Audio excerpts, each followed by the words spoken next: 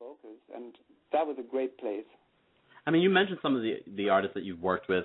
First of all, let's just start with your big hit from 2006, Big Girls Don't Cry, #1 for over 20-something weeks. I mean, first of all, can you just tell us about how that song came about, what the session with Fergie was like? Yeah, that was in 2002, actually. That was 2 years after I came to America and had nothing really going, and that song also wasn't released for 5 years.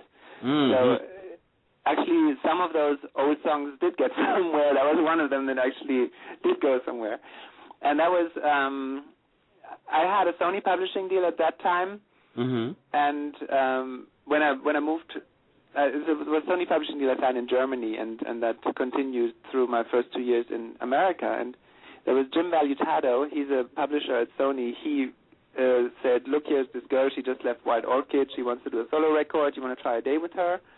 So I tried a day with her, and it was Fergie, and she was, like, really very sad on that day. And I asked, why are you so sad? And she said, because she just broke up with her boyfriend. And I said, why do you break up? And she said, because she just had to straighten out her own life right now and didn't have time for all the long-distance stuff because he lived somewhere else. And I asked, do you love him? And she said, yeah, I really do. And so that really moved me, that she had to break up with someone who she loves.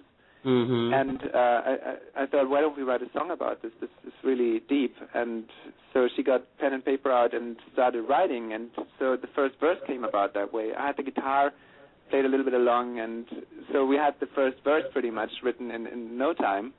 Wow. And then from there we just took it line by like part by part together, and the song wrote itself pretty much within 2 hours or so, and then we laid it down. Wow. And that was a bell here. I'm sorry. So that went really, really well.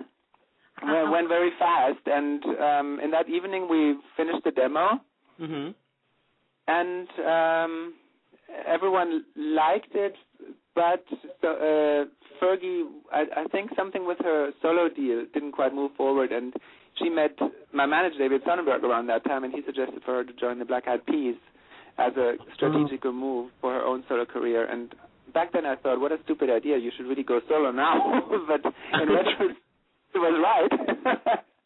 That was a good idea.